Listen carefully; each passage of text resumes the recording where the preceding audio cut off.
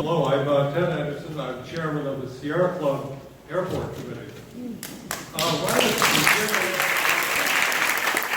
I would like to pose a question as to why the master plan, as I read it, has this major increase in commercial aircraft operations and a tremendous increase in the number of passengers through 2032.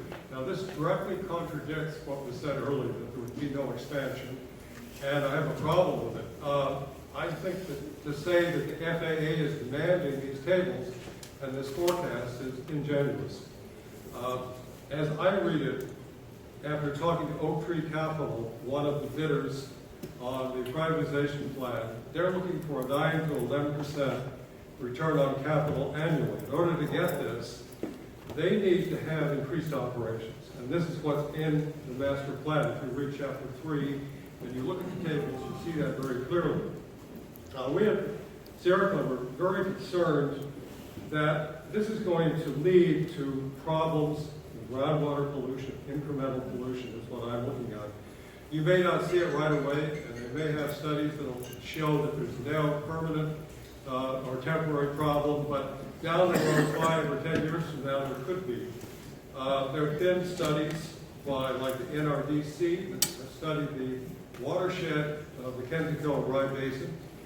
And the problem is incremental development. You have real estate development going on. You've got major office complexes there. You have residences. There's now a new parking garage that's been proposed just north of the airport.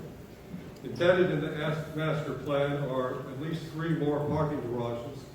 And this, you know, is going to facilitate tremendous numbers of people coming in. There's going to be a lot of automobile pollution connected with it, traffic jams on 684.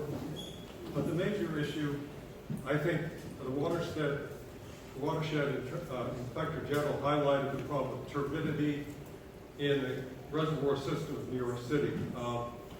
The geology is not good, and some of the reservoirs have a major siltation problem. The silt tends to combine with contaminants, and it makes them more toxic. With airports, you have various types of contaminants. You have glycol, which is used for de-icing, and tremendous amounts of glycol are used for large planes, which will be used if this forecast comes to fruition, large commercial airliners. You also have issues like the PFOS, which was something that may have been a one-shot incident at Stewart Air Force Base, but this chemical is a fire retardant that got into the water supply. It's carcinogenic, and the people around Newburgh are affected by it. There's an alert that fish can't be eaten in the area. There are about 5 or 6 different rivers and lakes and ponds that have been affected by this pollutant. Also, the Kennesaw water is treated with chlorine, and when you get pollutants mixed with chlorine, you can get byproducts that increase the risk of cancer and also early term miscarriages. Mr. Anderson, if you could please. The final analysis, we see this water pollution as a major problem. There's also noise and air pollution, which have serious health effects, and we are strongly opposed to the airport. That's the master plan and expansion.